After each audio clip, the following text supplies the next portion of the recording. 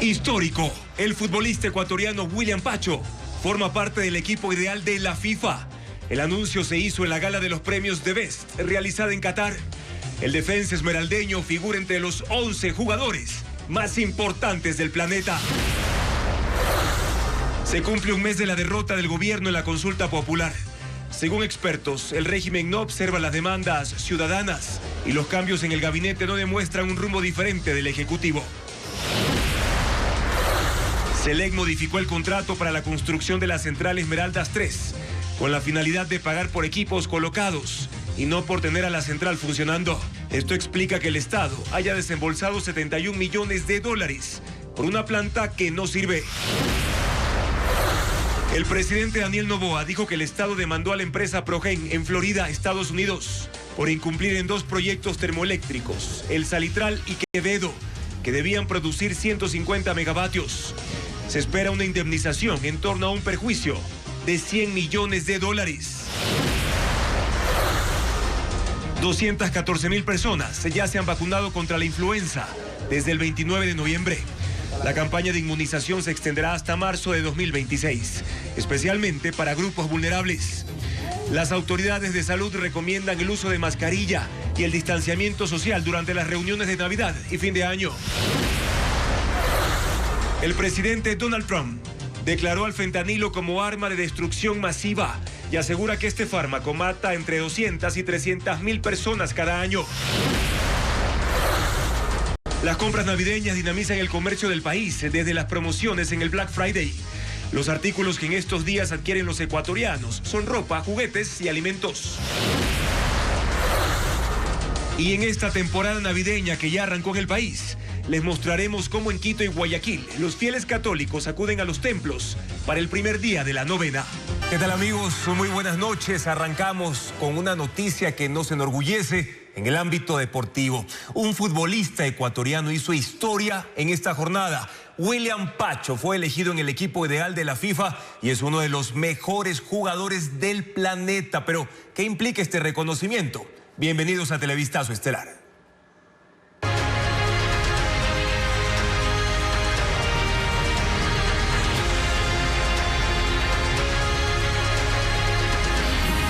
William Pacho, en la élite del fútbol.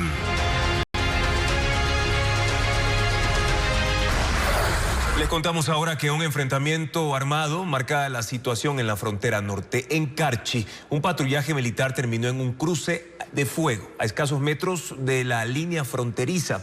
Mientras tanto, en Sucumbío se refuerza el despliegue ante alertas de choques entre grupos irregulares, sobre todo del lado colombiano. Veamos. Un patrullaje militar en la frontera norte de Carchi terminó en un enfrentamiento contra presuntos disidentes de las FARC. Según las Fuerzas Armadas, 2 hombres con armas de uso militar abrieron fuego contra el personal de la 4ª División del Ejército Amazonas. Al repeler el ataque, 2 individuos fueron abatidos. El hecho ocurrió a apenas 400 metros de la línea fronteriza en la comunidad El Frailejón, parroquia Julio Andrade, y a 30 kilómetros de Tulcán, en la provincia de Carchi.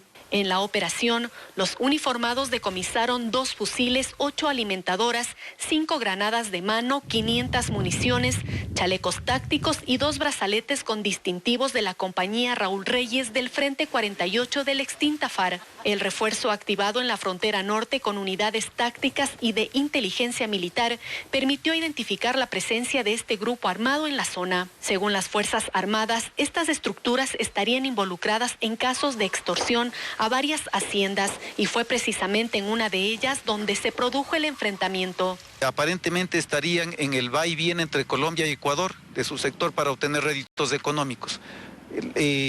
Repito nuevamente, las economías ilegales han sido fuertemente afectadas en estos 3 meses. De acuerdo con inteligencia militar, entre 5 y 10 personas participaban en el ataque, por lo que continúan las labores de rastrillaje. Mientras tanto, en otro punto de la frontera, a unos 10 kilómetros de la parroquia La Bonita en Sucumbíos, también se reforzó el patrullaje militar ante alertas que se investigan por choques entre estructuras irregulares en territorio colombiano. En esta zona se incrementó la presencia en tierra con tropas del Grupo de Caballería número 36 Yaguachi, el Batallón de Infantería Mayor Galo Molina y la Brigada 19 Napo. Los uniformados avanzan a pie y se internan en áreas montañosas en coordinación permanente con 3 helicópteros que dirigen las operaciones desde el aire y monitorean caminos de segundo orden. El objetivo es contener cualquier intento de desplazamiento hacia Ecuador. Y los equipos de combate están desplegados en todo el sector fronterizo, en la parte de las montañas donde se presume que existiría algún tipo de indicio de personal insurgente. Sin embargo, hasta el momento hemos descartado la presencia aquí en la jurisdicción. La Brigada 31 Andes en Tulcán funciona como base de operaciones desde donde el personal se desplaza por vía aérea y terrestre hacia distintos puntos de la frontera norte. Y la estrategia militar contra las organizaciones criminales se mantendrá pese a los cuestionamientos por falta de resultados. En una ceremonia de entrega de vehículos y equipamiento precisamente para el ejército, el presidente Daniel Noboa dijo que seguirá la guerra declarada por el gobierno contra el crimen organizado. Paul Romero tiene las declaraciones del primer mandatario.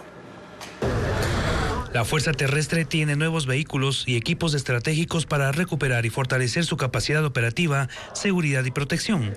En la primera división del Ejército Shiris, en el Fuerte Militar Eplicachima, en el sur de Quito, se entregó el equipamiento con la presencia del presidente Daniel Noboa, el ministro de Defensa y el alto mando de las Fuerzas Armadas. Son 54 camionetas doble cabina, 350 paracaídas, 50.200 uniformes, botas, equipos de comunicación, raciones de combate, 26 motocicletas y 6 drones de largo alcance para operaciones de vigilancia con una inversión de $9.4 millones. Los nuevos equipos son para sostener las operaciones militares en la guerra declarada por el gobierno a los grupos armados desde hace 2 años, según el mandatario. En estos 2 años hemos tenido que cruzar desafíos duros, momentos complejos y resistencias evidentes. Pero aquí seguimos, avanzando, de pie y sin retroceder. Una guerra que no iniciamos nosotros, pero que sí vamos a terminarla. Los drones adquiridos en Colombia serán para vigilar y controlar la frontera, la tubería del Sote y reducir el robo de combustible. Combatimos a los traficantes de combustible, que hoy en día se esconden detrás de una cortina política diciendo que es persecución. Nosotros no perseguimos a personas, perseguimos a delitos. El comandante del ejército, John Minio, resaltó la inversión en el equipamiento y dotación de material estratégico para continuar con firmeza en las operaciones de seguridad interna y externa. La llegada de 5 buses con migrantes que intentaron deportar desde Perú reforzó las medidas de control en la frontera sur, especialmente en el puente internacional de Huaquillas, donde se desplegó personal policial y hasta se colocaron barreras físicas para evitar ingresos irregulares. Se informa más de esta situación Fabricio Lapo. Las medidas de control se refuerzan en la frontera sur tras el inicio de intentos de deportación desde Perú. Vallas metálicas y al menos 20 policías del distrito Huaquillas en El Oro se desplegaron en el puente internacional que une a Ecuador y Perú. La alerta se activó este lunes cuando 5 buses escoltados por la policía peruana llegaron al límite fronterizo con cerca de 200 ciudadanos venezolanos y colombianos. Los migrantes fueron desembarcados como parte de un proceso de deportación desde el vecino país, al no contar con documentación regular. Del lado ecuatoriano, las autoridades cerraron el paso y exigieron el cumplimiento del protocolo de salida obligatoria, lo que encendió la tensión en el puente internacional. La Policía Nacional pidió que los extranjeros sean trasladados al Centro Binacional de Atención Fronteriza, CEBAT, para realizar el proceso correspondiente, que incluye la presentación de la visa de visitante temporal de transeúnte. Estamos nosotros al pendiente, se encuentra realizando las coordinaciones necesarias, tanto con Cancillería como con Migración, para que justamente si estas personas pues ingresan, lo hagan por los pasos regulares. Desde muy temprano este martes, agentes de la Policía Ecuatoriana iniciaron controles aleatorios de documentos como parte del refuerzo de seguridad en la frontera sur. Medidas similares se adoptaron en otros pasos fronterizos de Loja y Zamora. Pero el control fronterizo enfrenta un desafío mayor. A lo largo de los 69 kilómetros de frontera entre Ecuador y Perú, existen más de 30 pasos clandestinos. Desde el aire se pudo constatar cómo grupos de personas cruzan a pie los 6 metros del canal internacional, ingresando al país por rutas ilegales, lejos de las vallas, los uniformes y los controles oficiales. La Corporación Eléctrica del Ecuador, CELEC, ya inició una demanda contra la compañía estadounidense Progen por los proyectos termoeléctricos de 150 megavatios que no culminaron en Guayas y Los Ríos. Diego Cuenca explica el alcance de esta demanda judicial que se presentó en el estado de Florida, en Estados Unidos. El presidente de la República, Daniel Noboa, en sus redes sociales anunció que el Estado ecuatoriano demandó a la compañía Progen en Estados Unidos. Lo hizo a través de la Corporación Eléctrica del Ecuador, CELEC. Sé que este tema ha generado preocupación a muchos ecuatorianos. Por eso cuentan con mi decisión y determinación de acudir a todas las instancias hasta que exista reparación integral al país. El gobierno toma esa medida judicial un año después de que la empresa estadounidense incumplió con la instalación de las termoeléctricas Salitral y Quevedo de 150 megavatios, cuya inversión fue de 149 millones de dólares. Y hoy, esa obra está abandonada. La demanda fue presentada este lunes en la Corte Federal de Florida, en la jurisdicción de Tampa. La intención del Estado ecuatoriano es buscar una indemnización por daños, pues la Contraloría en un examen especial determinó un perjuicio de 100 millones de dólares. Belén Enríquez, analista legal en Miami, explicó a Televistazo por qué esa demanda se presentó en ese país norteamericano. Lo que le da, al parecer, componente o jurisdicción a los Estados Unidos, la conducta fraudulenta que se aduce, ha sucedido aquí y parte en Ecuador. La alegación es que sucedieron aquí, por ejemplo, haber ido a la supuesta y alegada fábrica que no existía. La ministra de Energía, Inés Manzano, en redes sociales escribió: bajo la ley RICO procedimos a demandar una conducta penal con indemnización. Esta ley es para sistemas de corrupción criminales y se puede solicitar triple indemnización. Lo que ellos están pidiendo es 3 veces la cantidad de daños, que se tienen primero que evaluar cuáles son los daños, porque el daño puede ser no se pudo operar las turbinas o no se pudo operar el equipo, ¿verdad? Entonces, ¿cómo calcula ese daño? Una vez presentada la demanda, las partes acusadas, en este caso los representantes de la compañía Progen, deberán ser notificados para que respondan sus alegatos y no hay un tiempo determinado de cuánto dure el proceso. Mientras tanto, el presidente Noboa emprende acciones en Estados Unidos por el caso Progen. En Ecuador, la Fiscalía aún no procesa a los responsables. La investigación previa cumple ya 5 meses sin resultados. El caso Progen, o caso Apagón, como lo llamó la Fiscalía, sigue en investigación previa. El expediente penal por peculado se abrió hace 5 meses, a raíz del escándalo por el fracaso del contrato entre CELEC y la empresa estadounidense, que debía instalar equipos de generación termoeléctrica en las centrales de Quevedo y Salitral. Hubo 2 allanamientos, uno el 28 de julio en 3 provincias. La policía y la Fiscalía ingresaron al domicilio de 12 personas, entre ellas Fabián Calero, gerente subrogante de CELEC y viceministro de Electricidad. También ingresaron a las oficinas de Termopichincha, la empresa eléctrica Quito, Cenace, CELEC y Electroguayas. Incautaron celulares y computadores. Se receptaron versiones de funcionarios públicos como el ministro de Infraestructura Roberto Luque, antes ministro de Energía.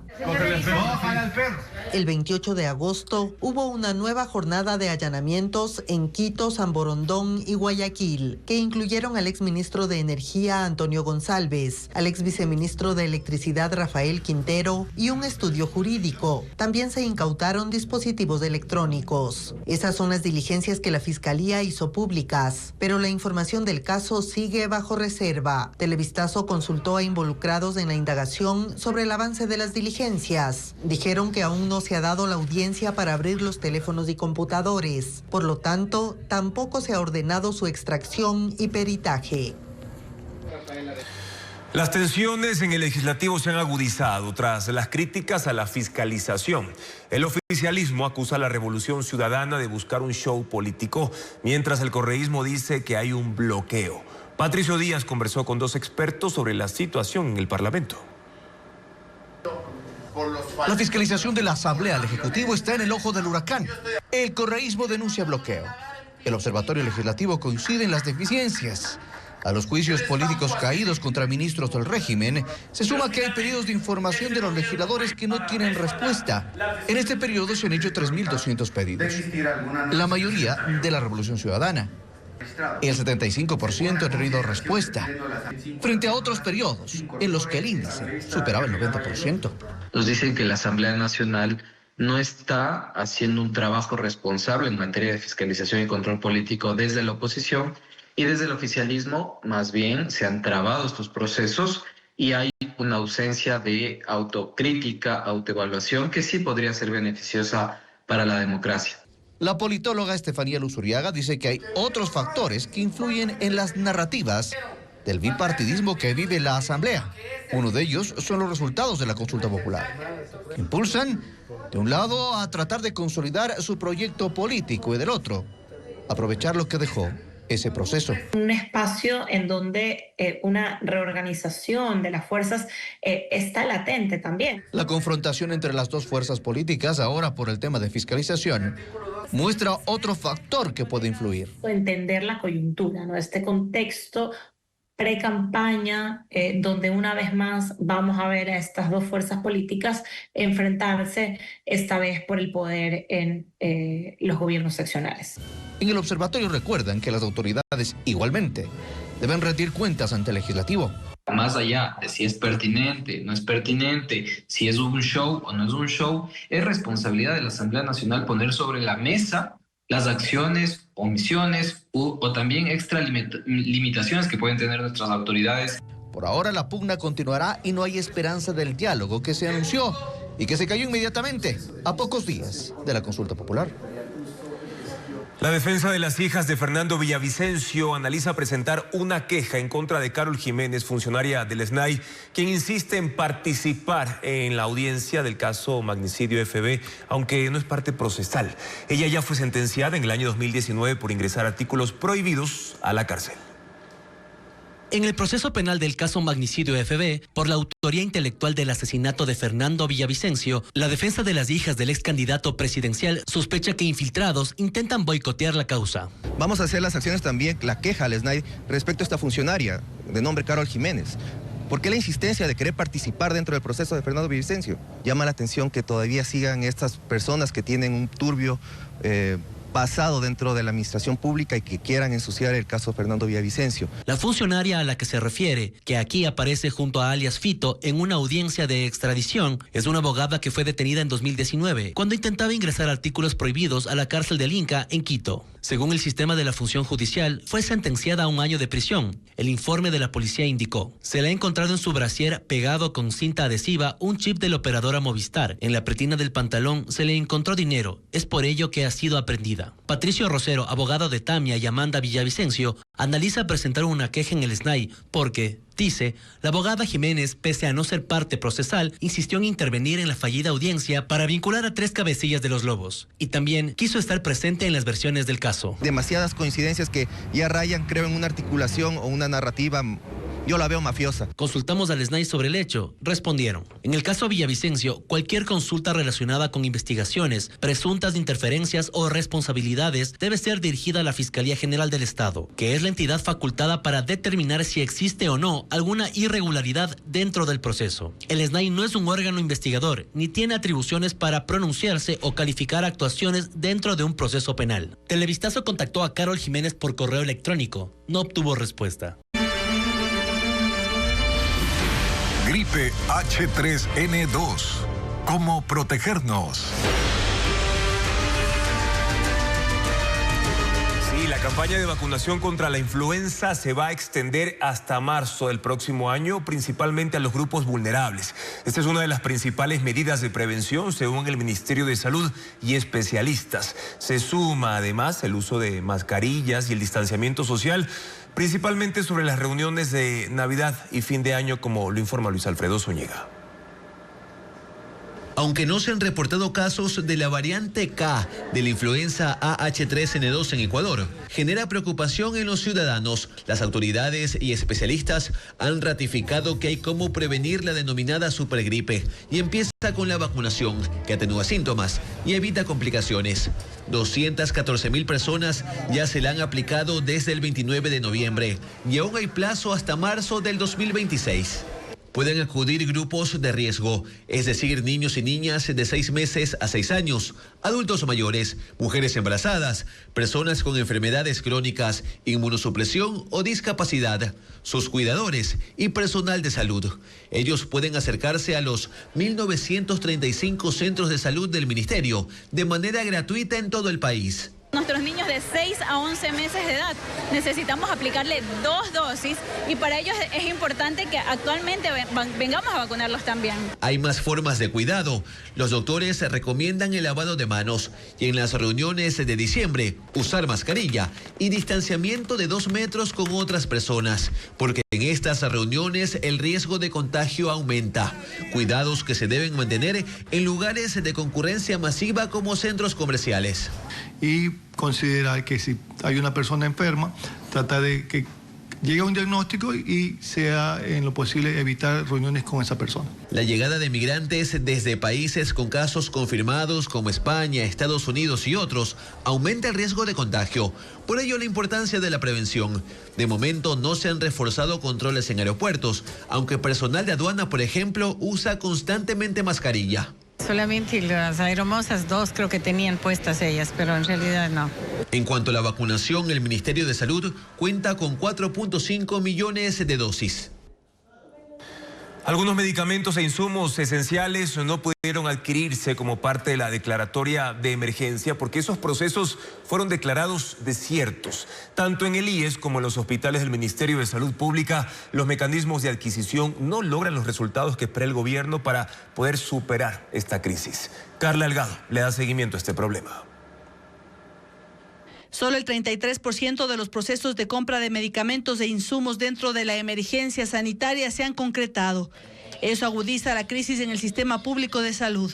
El impacto directo lo sufren los usuarios, quienes cada vez deben invertir más dinero para continuar con sus tratamientos. En América Latina, digamos, es tolerable. Los países que tienen sistemas de salud más funcionales gastan entre 8 y 9%. Los ecuatorianos estamos por sobre 35% de gasto de bolsillo. Lo más preocupante es que los procesos de compra declarados desiertos incluyen medicamentos esenciales para el manejo hospitalario. Según un documento al que tuvo acceso Televistazo, en el que se detallan los procesos de adjudicación fallidos del Ministerio de Salud Pública, indica que no recibieron ofertas o las presentadas estaban fuera de los plazos establecidos. Entre los medicamentos críticos declarados desiertos se encuentran, por ejemplo, la lidocaína líquida, utilizada para controlar el dolor durante procedimientos quirúrgicos o médicos, o la dexametasona oral, un medicamento utilizado para aliviar la inflamación. Está también la ampicilina sólida parental, indicada para tratar infecciones bacterianas, o la morfina líquida, empleada en el tratamiento de dolor crónico. Por otro lado, la adquisición de insumos médicos también ha sido compleja. Según la Asociación Ecuatoriana de Distribuidores e Importadores de Productos Médicos, entre el Ministerio de Salud y el IES, necesitaban alrededor de 10.000 dispositivos médicos. Pero dentro del marco de la emergencia, solo se ha logrado adquirir el 10% de los insumos. Estamos hablando de equipos de protección, porque de hecho las cantidades que pedían, que se hacen en fabricación nacional, era imposible entregarlas en 7 días. Y eso genera riesgos para los pacientes y los profesionales de la salud. A pesar de la gravedad de la situación, ni la vicepresidenta María José Pinto ni el presidente del IES se han pronunciado públicamente sobre los problemas derivados de la emergencia sanitaria. Y el oficialismo aspira a que la ley nueva del deporte sea aprobada por unanimidad en la Asamblea Nacional. Intensas conversaciones permitieron el primer paso, que la comisión acoja cambios propuestos por el correísmo para lo que tiene 8 días. Patricio Díaz informa sobre otros cambios que propone ese proyecto. La sesión era a las 10 de la mañana y empezó pasadas las 11. En ese lapso eran visibles intensas conversaciones entre el oficialismo y el correísmo sobre la nueva ley del deporte. Con la reincorporada coordinadora de ADN, Valentina Centeno. Con el presidente de la Asamblea. El exfutbolista Frickson George y el presidente del Manta, Jaime Estrada, estaban entre los representantes del correísmo para esos diálogos.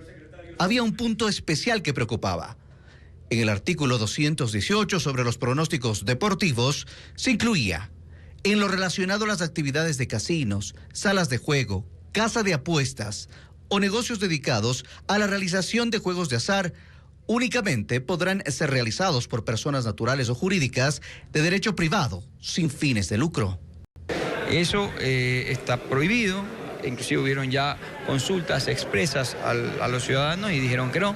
Entonces, esas cosas que se querían o se podrían prestar para malinterpretaciones dentro de este proyecto de ley, creo que fueron aclaradas en una reunión preliminar. Esta redacción sería eliminada. Se mantiene el capítulo de pronósticos deportivos en cuanto a su reconocimiento y regulación mediante el ente rector del deporte, exigiendo mecanismos de prevención de la ludopatía, protección de menores y datos personales. Pero se buscará más, dice el oficialismo. Acá hay que regularlo desde otros organismos de control, Superintendencia de Bancos, Servicio de Rentas Internas, UAFE. La decisión acordada entre oficialismo y correísmo fue que regrese el informe para segundo debate a la comisión, para acoger las observaciones.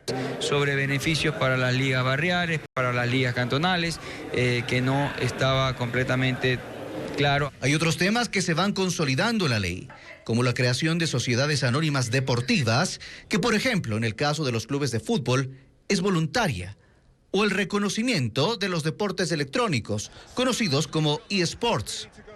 La comisión deberá presentar los cambios para continuar el debate y la votación, que si llega a ser unánime, con acuerdo entre oficialismo y correísmo, sería una sorpresa, un posible milagro de Navidad.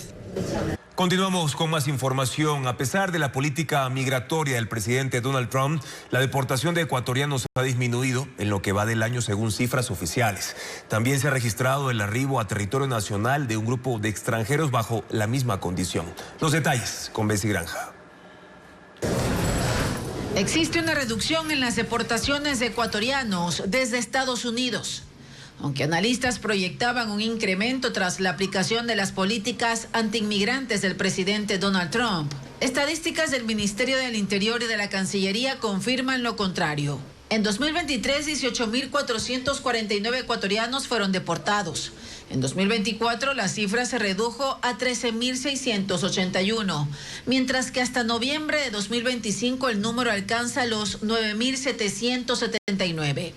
En 2025, Panamá financió 5 vuelos charter para el retorno forzoso de 80 connacionales, quienes arribaron al aeropuerto de Manta. Adicionalmente, se efectuaron 12 deportaciones individuales desde ese país en vuelos comerciales. En las cifras de expatriados, no se incluyen a aquellos que decidieron retornar por su cuenta por mantener una condición irregular y para evitar ser detenidos por las redadas. Es el caso de Wilmer Ronquillo, quien arribó este martes desde Nueva York al aeropuerto de Guayaquil, José Joaquín de Olmedo. Es algo de que no dejas de estar tranquilo, estás con eso en la cabeza, que camina por aquí, mira para allá, a qué hora te caen, a qué hora te cogen, porque tú no sabes ni quién es ahí y quién no es ahí. Autodeportación, yo mismo compré mi boleto con mis propios recursos y usted por venirme. Los ecuatorianos representan el 90% de los ciudadanos deportados desde Estados Unidos, pero este año 25 extranjeros de naciones como Yemen, Pakistán, Colombia y El Salvador también fueron deportados de ese país a nuestro territorio. Según el Ministerio del Interior, las deportaciones de estos ciudadanos de otras nacionalidades las ejecutó el gobierno estadounidense por poseer doble nacionalidad o contar con una residencia ecuatoriana vigente.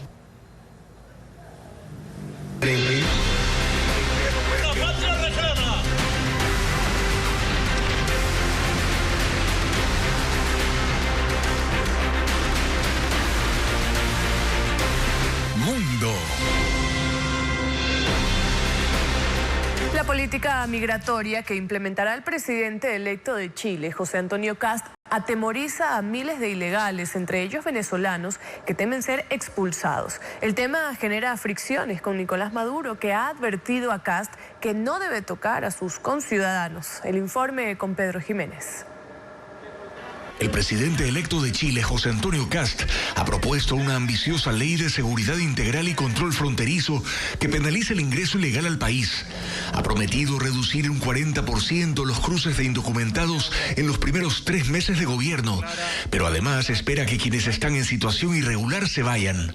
En un debate de cara a la segunda vuelta que ganó el domingo, aseguró que no habrá procesos para regularizarlos y les dio plazo para salir de Chile. Y le estamos diciendo a todos ellos que les quedan 92 días para que dejen nuestro país libremente. Es decir, hasta que asuma el cargo en marzo. Asegura que hay 300.000 inmigrantes ilegales, la mayoría son venezolanos, y el mensaje de Kast de que deben dejar Chile o el temor a redadas y deportaciones provocó la reacción de Nicolás Maduro. Usted podrá ser pinochetista, convicto y confeso, pero cuidadito, le toca un pelo a un venezolano.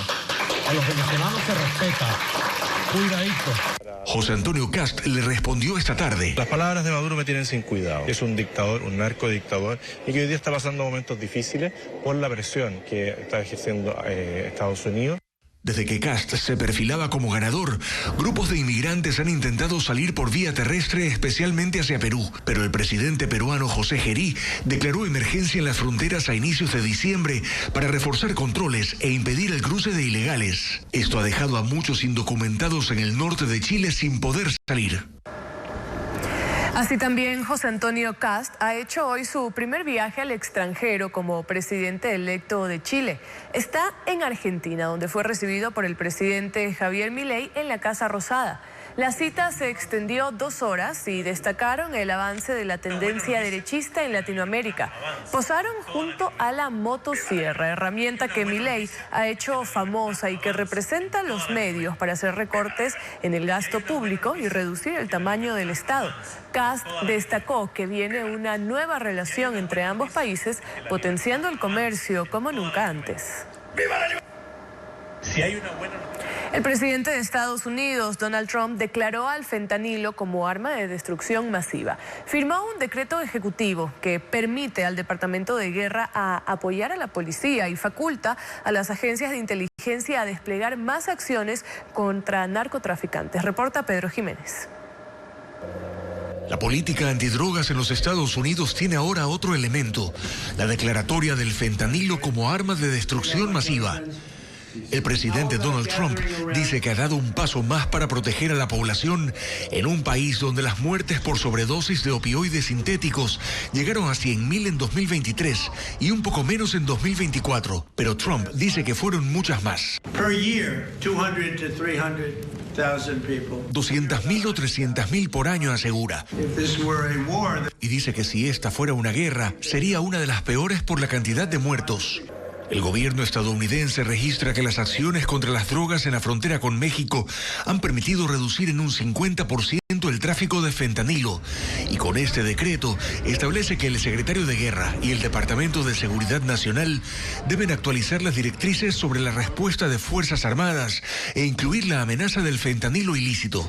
Además, se permite a las agencias de inteligencia desplegar contra los narcotraficantes herramientas que normalmente se reservan para combatir la proliferación de armas. Analistas ven que con esto se legitima la utilización de elementos de fuerza muy graves, lo que bien puede intensificar acciones militares contra las drogas luego de la declaratoria de los carteles de narcotráfico como organizaciones terroristas extranjeras y los ataques a embarcaciones en el Caribe. El gobierno de Estados Unidos declaró este martes a la banda colombiana Clan del Golfo como organización terrorista extranjera. Actualmente es el mayor grupo criminal en ese país y se lo acusa de tener como principal fuente de ingresos el tráfico de cocaína. Esta designación llega en momentos de tensión también entre Estados Unidos y el gobierno colombiano por las actividades antidrogas en el Caribe. Desde que Donald Trump regresó a la Casa Blanca en enero, ha designado además como terroristas a organizaciones criminales mexicanas como los cárteles de Sinaloa, Jalisco Nueva Generación y la Nueva Familia Michoacana. Ahmed al-Ahmed, un musulmán de origen sirio, desarmó a uno de los atacantes en el tiroteo en una playa de Australia. El hombre, que estaba en una cafetería cuando ocurrió el atentado, se abalanzó contra uno de los sujetos y le quitó su fusil. Su acción lo ha llevado a ser reconocido como un héroe, pero no fue el único que se enfrentó a los terroristas. Algo está pasando, pero no sé qué. En medio del intenso tiroteo que 2 terroristas iniciaron en Bondi Beach el domingo durante una celebración judía, surgió un héroe inesperado. Un hombre que totalmente desarmado se lanzó hacia uno de los pistoleros por la espalda, le arrebató el fusil y lo obligó a huir.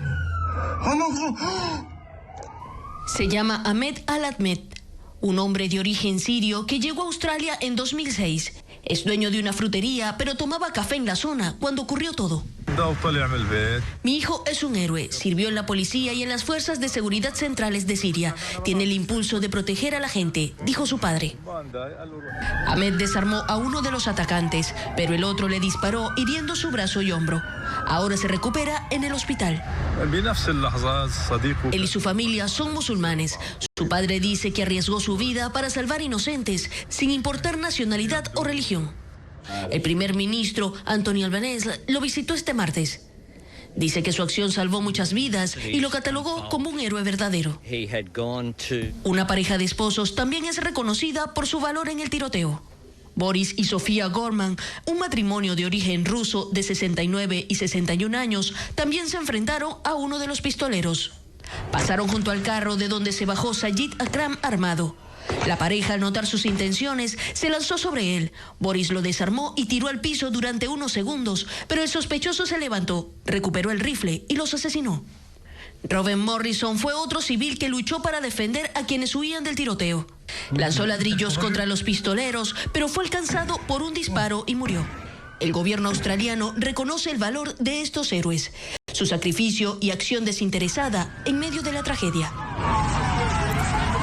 Un intenso debate en el Congreso de México terminó en violencia. Ocurrió cuando legisladores de la oposición intentaron evitar que se aprobara la eliminación del Instituto de Transparencia, Acceso a la Información Pública, Protección de Datos Personales y Rendición de Cuentas de la Ciudad de México. Varias representantes del Partido Acción Nacional se subieron a la tribuna y se enfrentaron con oficialistas del partido Morena con gritos, empujones y jalones de cabello.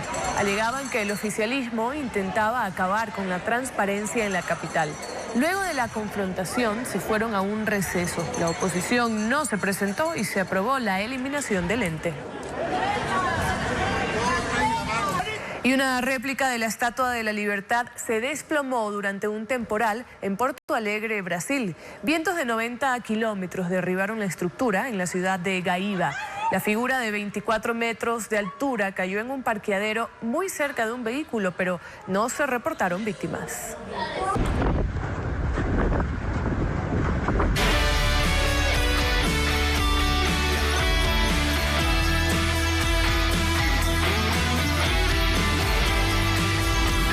Ecuador se contagia de Navidad.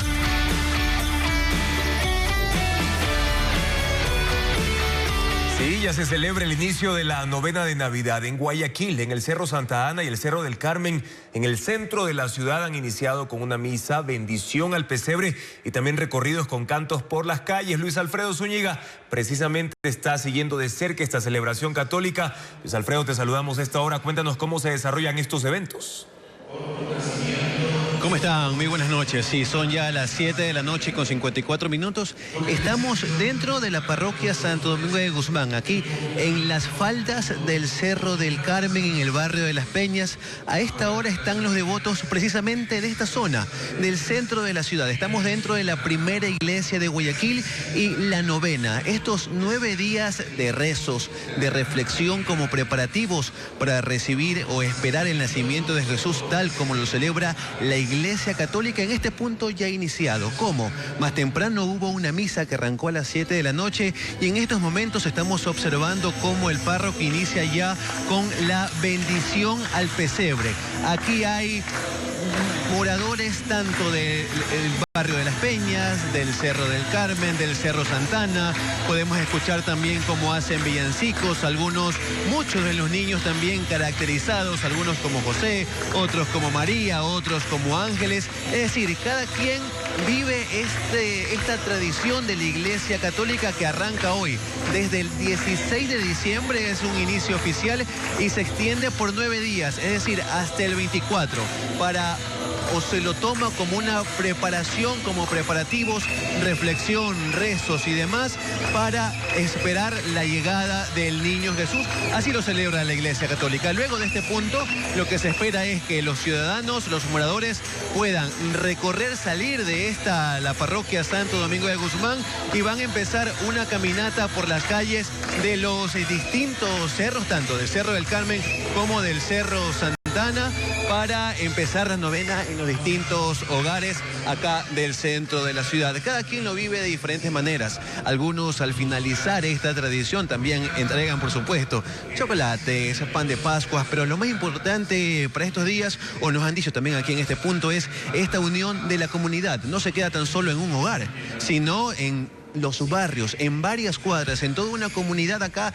desde donde nació Guayaquil. Esta es la primera iglesia de la ciudad en el centro de la urbe. Los ciudadanos se están reuniendo desde hoy, 16 hasta el 24, están haciendo rezos, cánticos, reflexiones que se van a extender durante 9 días para finalmente culminar el 24 y la llegada, el nacimiento del niño Jesús, tal como celebra la Iglesia Católica. Acá ha iniciado oficialmente y esta celebración sigue durante el resto de la semana. La información a esta hora de la noche, 7:57 desde el centro de Guayaquil. Y en Quito, la novena de Navidad, y en los templos católicos se lleva a cabo este acto de fe que prepara a los devotos para la llegada de Jesús. Diego Puente está en la iglesia de la Santísima Trinidad, en el centro norte de la capital, para mostrarnos cómo se desarrolla la jornada de fe. Diego, ¿qué se tiene preparado para esta fecha especial? Estamos en la iglesia de la parroquia de la Santísima Trinidad en el centro norte de Quito. Como en la mayoría de los templos católicos, aquí se celebra el segundo día de la novena de Navidad. Pero hay que hacer una aclaración porque en los hogares se acostumbra a que este día sea el primero de la novena. Como podemos ver y podemos escuchar, se siente un clima, un ambiente de alegría.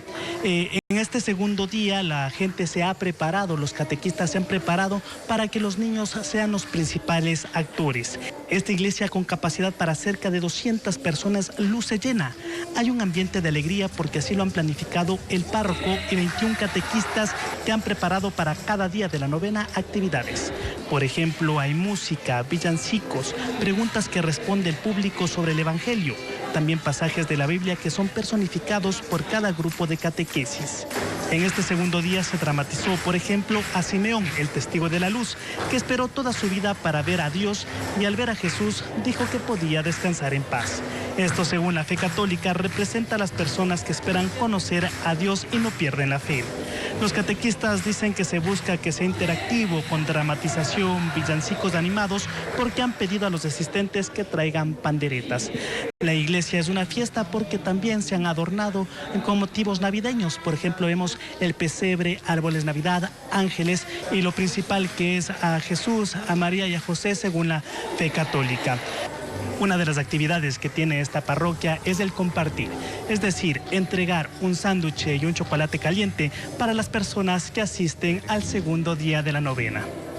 Gracias, Diego, por tu informe desde ese punto del norte de la capital, donde los feligreses católicos llegan poco a poco para formar parte de esta novena que arrancó hoy en toda. Continuamos con más información. Una pareja de venezolanos fue asesinada en el norte de Guayaquil. Y en la provincia de Los Ríos, 4 personas fueron acribilladas en un motel. Merlín Ochoa con la información de estos hechos delictivos.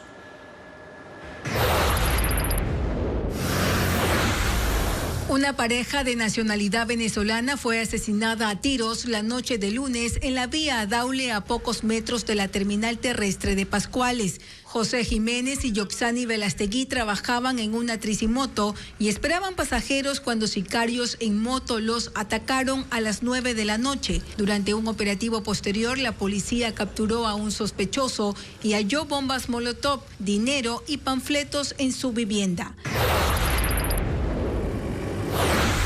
Un guardia de seguridad fue asesinado dentro de una gasolinera del bloque 22 de Flor de Bastión, en medio de clientes que huyeron al escuchar los disparos. El crimen ocurrió alrededor de las 9:15 de la noche en el noroeste de Guayaquil, cuando sujetos vestidos de negro llegaron en moto y lo balearon. Criminalística encontró 5 restos de bala. La víctima no tenía antecedentes penales.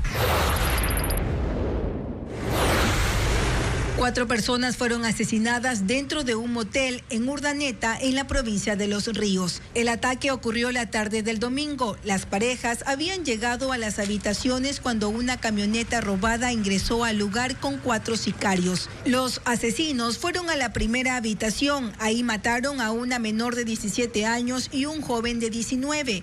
Luego avanzaron al otro cuarto, donde la mujer logró huir y el hombre de 23 años que estaba armado abatió a uno de los sicarios, pero enseguida fue asesinado por los otros 3 delincuentes. Según las autoridades, ninguna de las víctimas tenía antecedentes penales. 17 millones de dólares es el monto que según la aduana se ha evitado evadir en impuestos desde junio pasado mediante el refuerzo de los controles y la tecnología implementada en aeropuertos e ingresos fronterizos. Las autoridades advierten de los falsos couriers que operan en redes sociales y que ingresan mercancía al país fuera de los canales legales, afectando al comercio formal, como lo precisa María Gabriela Carpio. En redes sociales abundan los anuncios publicitarios que ofrecen traer productos desde el exterior a bajo costo. Pero el Servicio Nacional de Aduana advierte que en muchos casos se trata de falsos couriers que operan fuera de la ley. El director de la entidad, Sandro Castillo, explica que el ingreso reiterado de artículos en volúmenes comerciales bajo la figura de equipaje personal es evasión de impuestos y constituye una práctica que afecta a la industria nacional. Que por un celular tú pagas $50 más, o por la libra pagas $11. De la misma prenda están trayendo en el mismo color, la misma forma, pero lo único que cambia es la talla. Entonces sabemos que eso no es para uso personal. Uno de los casos más recientes ocurrió en el aeropuerto de Guayaquil, donde 2 ciudadanos procedentes de Madrid intentaron ingresar cientos de aretes, pulseras y anillos de plata sin la respectiva declaración. Las joyas estaban valoradas en $77.000. La aduana estima que con el uso de una plataforma tecnológica implementada desde junio, se ha evitado un perjuicio de $17 millones al Estado, producto del ingreso ilegal de mercancía por aeropuertos, puertos y fronteras. Pero este tipo de prácticas también golpea al sector de couriers formales, que opera con registros, paga impuestos y genera cerca de 10.000 empleos directos. Ellos no tienen ninguna estructura, son unos piratas logísticos que no tienen ningún registro. Lo que hacen es crear justamente este fantasma de ilegalidad y de un mercado informal. Rodrigo Páez, presidente de la Asociación de Empresas de Mensajería y Couriers, menciona que cuando los productos entran como equipaje personal, dejan de pasar por los couriers formalizados. Eso no significa que la gente dejó de comprar por internet, sino que parte del comercio electrónico se está moviendo por vías informales, lo que se traduce en pérdidas. En el mes de octubre registramos alrededor de un 60% de disminución del tráfico, estamos hablando casi de 2 o 3 millones de dólares, que ha significado solo en paquetería. Las autoridades aseguran que los controles en los aeropuertos son permanentes y advierten que cuando se identifica ingreso de mercancía con fines comerciales, la ley estipula sanciones al tratarse de mercadería no declarada. Hoy se cumple un mes de la derrota electoral del gobierno en la consulta popular y referéndum del 16 de noviembre pasado. El oficialismo no ha logrado asimilar la pérdida y enfrenta un desgaste político por la crisis de salud y la ausencia de fiscalización. Paul Romero con un análisis. Hace un mes el gobierno se estrelló en las urnas y enfrentó la primera derrota electoral en 2 años de gestión. 2 días después del revés en la consulta popular y referéndum, el presidente Daniel Noboa hizo 6 cambios en el gabinete, en la Secretaría Jurídica y Gobernaciones.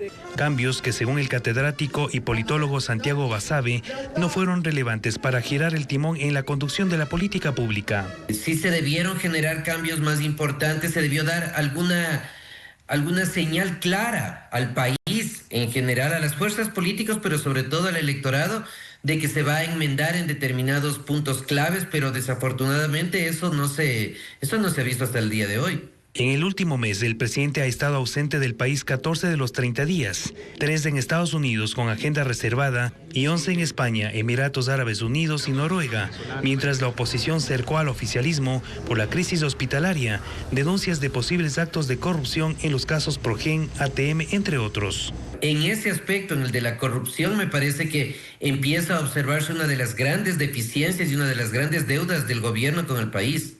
La falta de atención del gobierno a las demandas sociales repercutieron en los resultados electorales y no han sido observadas por el Ejecutivo a criterio del experto. Que al día de hoy parecería ser, no es uno de los puntos en los cuales el gobierno tiene la intención al menos de rectificar. En la Asamblea tampoco existen cambios y la mayoría oficialista ha bloqueado los intentos de fiscalización. El movimiento político Reto soporta una crisis interna con un grupo de militantes que busca sanciones disciplinarias contra su presidente nacional, Raúl Chávez. Diego Cuenca explica esa disputa en esa organización afín al correísmo.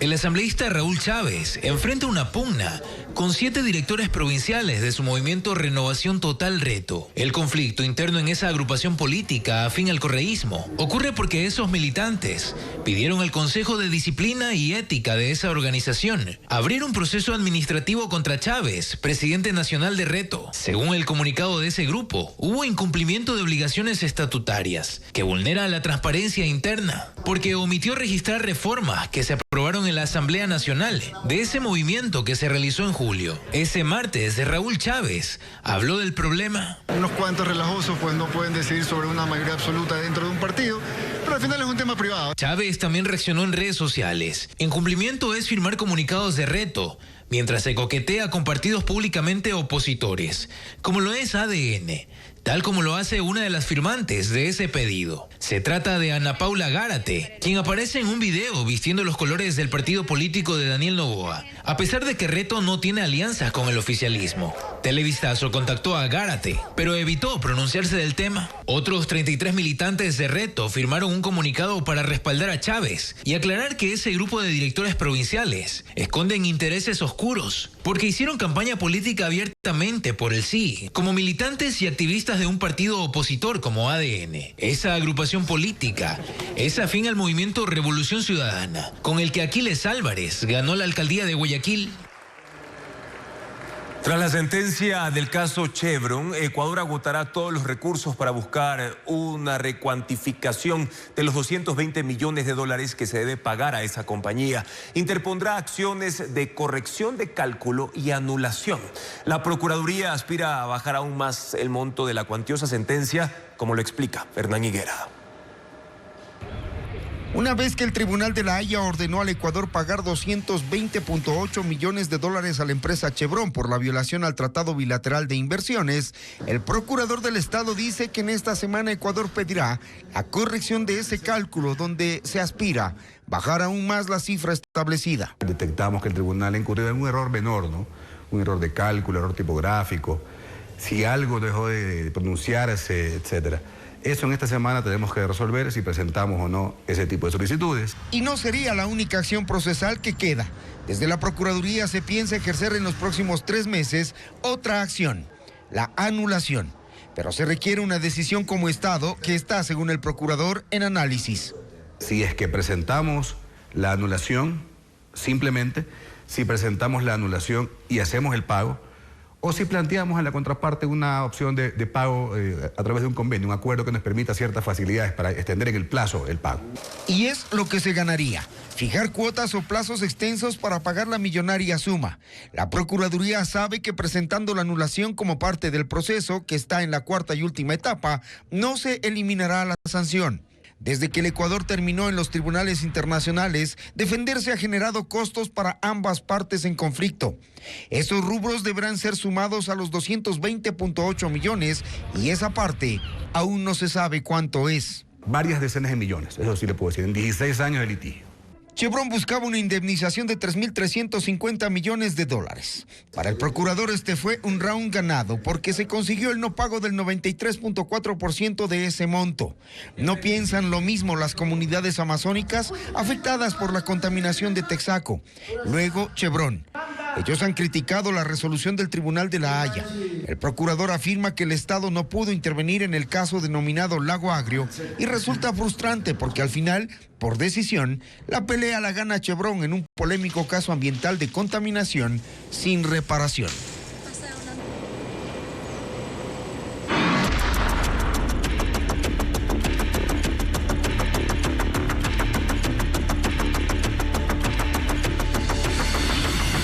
Espera Esmeraldas 3. ¿Quién responde?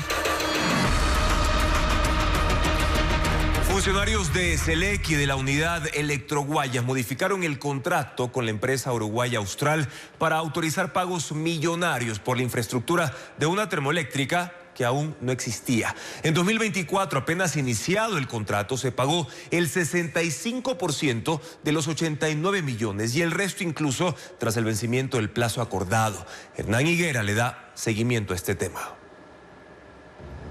La Corporación Eléctrica del Ecuador, SELEC, tiene denunciada a la fallida empresa Austral por presunta delincuencia organizada por el contrato fallido de los generadores termoeléctricos que debían funcionar hace un año. Y hasta ahora no generan un solo megavatio en Esmeraldas. Lo que SELEC no dice es si en la demanda están incluidos sus funcionarios y los de la unidad de negocios Electroguayas, que a un mes de firmado el contrato para la compra de estos generadores, firmaron una adenda para el contrato y modificar los hitos y las formas de pago. El entonces administrador del contrato, Carlos Cali, dispuso al gerente de la unidad de negocios de Electroguayas pagar más de $4,5 millones sin que Austral tenga un solo tornillo en el país. Cali se encargó de verificar físicamente los equipos en Líbano, junto a un grupo de técnicos de apoyo, y fue quien, además, contrató a los fiscalizadores de la obra. Carlos Cali fue reemplazado por José María Estupiñán, quien el 24 de septiembre del 2024 asumió, y tan solo 15 días después solicitó el pago del 60% del monto del contrato, es decir, más de $53 millones, y Austral aún no había embarcado los generadores adquiridos, y menos había hecho el estudio de suelos en Esmeraldas. Más de $57 millones fueron pagados a Austral pese a los incumplimientos hasta esa fecha.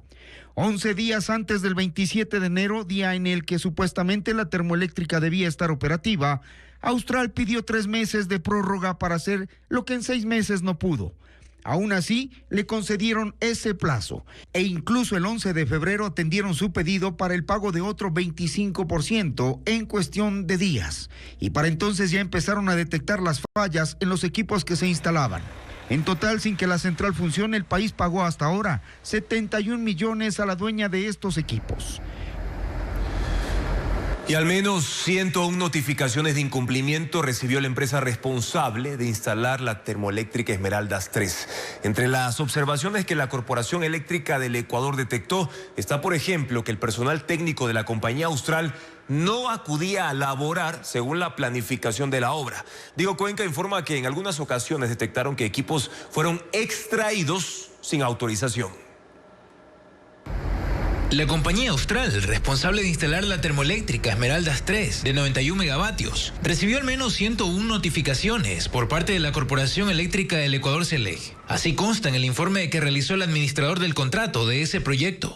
Entre las observaciones que más destacan están las relacionadas con las operaciones en la obra. Entre el 9 y 13 de mayo, cuando la instalación de la central ya tenía un retraso de 4 meses, SELEC detectó que la tecnología de los reguladores automáticos de voltaje era obsoleta y pidió una solución definitiva para sincronizar 32 motores que no eran compatibles con el sistema eléctrico ecuatoriano. Desde el 23 de junio, SELEC constató que en la obra solo había un electricista de Austral, por lo que pidió que se incorpore más personal para cumplir con los plazos.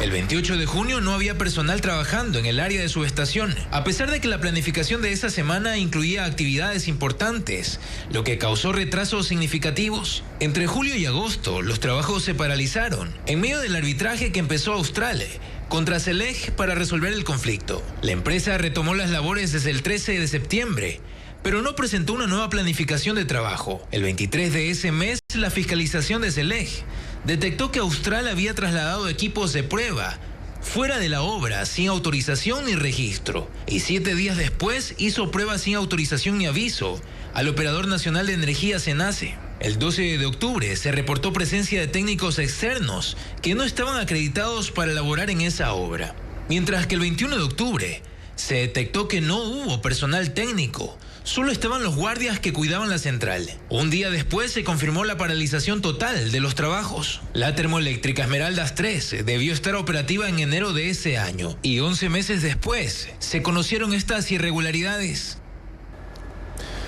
En otros temas, desde el próximo año se pagará el nuevo sueldo básico que será de $482 tras un acuerdo entre representantes de los empleadores y trabajadores con el aval del gobierno. Con esto también incrementa, ojo, el cálculo para las multas de tránsito, pensiones alimenticias y los aportes al Instituto Ecuatoriano de Seguridad Social. María Gabriela Carpio explica cómo quedan estos valores para 2026. Desde enero de 2026, el sueldo básico subirá de $470 a $482. Este ajuste también eleva automáticamente el valor de multas y otras obligaciones económicas.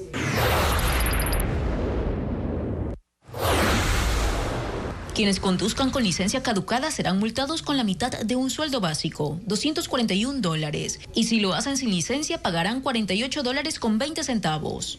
Las multas por exceso de velocidad moderado o pasarse por un semáforo en rojo quedan en $144.60. Si se usa el celular mientras conduce o se estaciona en un lugar prohibido, deberá cancelar $48.20. Quienes manejen bajo efectos del alcohol deberán pagar $482 para el nivel de alcohol más bajo y hasta $1.446 para el más alto.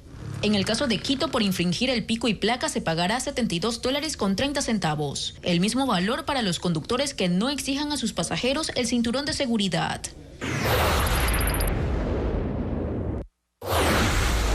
Las pensiones alimenticias se fijan de acuerdo a la cantidad de hijos y edad que tengan. Por ejemplo, para hijos menores de 3 años, la pensión mínima se fijará en $135.54. Y si el hijo es de 3 años en adelante, en $142.14. En enero, el MIES deberá publicar la tabla actualizada de los montos por rangos.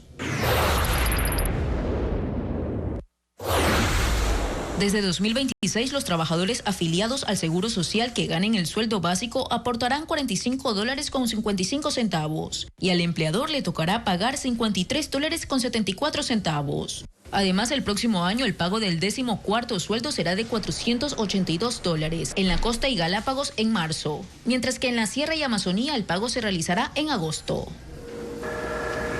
Pese a la prohibición legal, aún se sigue comercializando musgo para nacimientos en al menos 6 provincias de Ecuador. En los últimos 4 años se ha decomisado más de 1.400 kilogramos de flora silvestre prohibida, como lo reporta Vanessa Robles. Venga, que aquí le damos todo para el nacimiento, pajita, papel, casilla. Este es el ajetreo usual de una jornada matutina en la bahía de Guayaquil durante diciembre, pero no todo lo que se vende en esa zona comercial a veces es legal. La fundita de paja que le llaman el salvaje, $1. En Boyacá y Clemente Ballén, también en el centro de la ciudad, se ofrece el mismo musgo usado en pesebres navideños, un tipo de planta sin tejido vascular que crece en zonas húmedas como páramos y bosques nublados, cuya comercialización es ilegal, pues se trata de una especie protegida. Venga.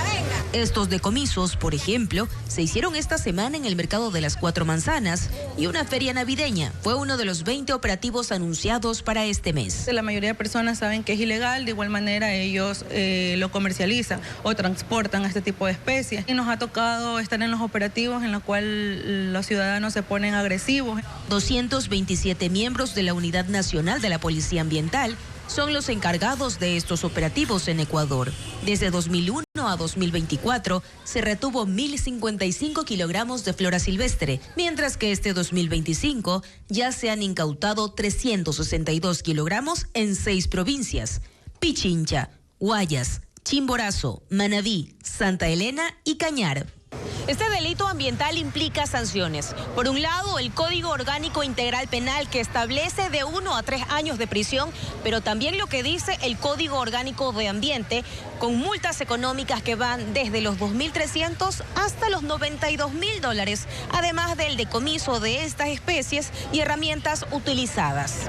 La normativa también incluye la extracción, recolección, tenencia y comercialización de bromelias, líquenes y helechos. Hace 6 años empezó la campaña No arranques la piel de los bosques, liderada por el Ministerio de Ambiente y Energía junto a la Policía Ambiental. Y hasta ahora, ninguna persona ha sido detenida.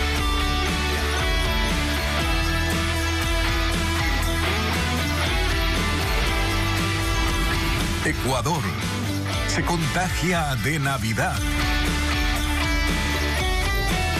Las compras navideñas dinamizan el comercio nacional. De hecho, los ecuatorianos ya comenzaron a adquirir regalos desde la temporada de Black Friday. Esto ha provocado un incremento en las ventas en comparación al 2024. Estefanía Arias nos puntualiza también lo que más compran los ecuatorianos por Navidad. Así de repletas pasan las zonas comerciales del país durante diciembre, porque las compras navideñas ponen a correr a los ecuatorianos. Por ejemplo, en el sector de la bahía de Guayaquil, veredas y pasillos repletos de personas que buscan adquirir desde zapatos hasta electrodomésticos. La Cámara de Comercio de la ciudad afirma que las ventas de la época empiezan realmente a fines de noviembre, con las promociones de Black Friday y Cyber Monday. Para los comerciantes, también los últimos meses representan el 40% de las ventas del año, pues incrementan por el pago del décimo y bonos navideños. Por general, en los 15 días últimos sí despegan las ventas. Esperemos que este fin de semana ya las ventas se mejoren, llegue al 100% por lo menos. Las ventas totales de enero a noviembre de 2025 alcanzaron 231.530 millones de dólares, lo que representa un 8,9% más que en el 2024, que fue de 210.924 millones. Un estudio de la empresa de investigación de mercado Kantar, publicado por la revista Forbes, señala que los ecuatorianos destinan de su presupuesto entre 50 a 300 dólares para regalos y que en Ecuador un 88% de personas prefiere visitar las tiendas físicas para aprovechar las promociones durante esta temporada. Nosotros tenemos promociones, un vino como tal vale 12, 2 en 20, 3 en 28. Tenemos también billeteras y relojes en 6 dólares y 2 por 10 a partir de 2. Pero, ¿qué es lo que más compran los ecuatorianos? Según Kantar, en primer lugar está la ropa. Le siguen juguetes y alimentos como dulces, canastas navideñas. Y finalmente están los zapatos y las bebidas alcohólicas. No en vano, en Cuenca se realizó un festival del vino donde asistieron decenas de personas. Un comportamiento que coincide con otro dato del mismo estudio. El 62% de los ecuatorianos hace sus compras navideñas en supermercados, seguido por los almacenes y al final emprendedores o pequeños locales. Por eso en Quito se organizan ferias donde se promueve el comercio local. Lo que sí es que este año el consumidor de Ecuador se ha mostrado más consciente y selectivo, dice Kantar, porque prioriza el valor emocional y el presupuesto. La Navidad se acerca y aumentan las celebraciones en el mundo. El Vaticano encendió su árbol en la Plaza de San Pedro. Además, en España y Líbano hay fiestas y desfiles que alegran las calles. Merly González con las imágenes de todos estos eventos que iluminan la temporada.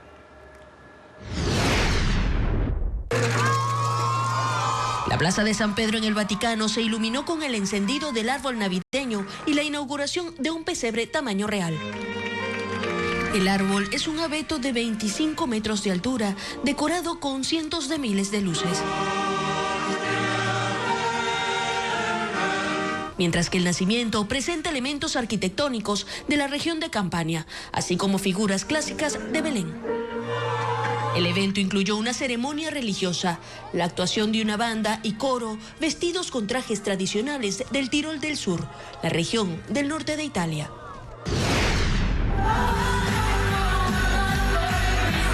En La Palma de Mallorca, la Navidad se celebró de manera anticipada.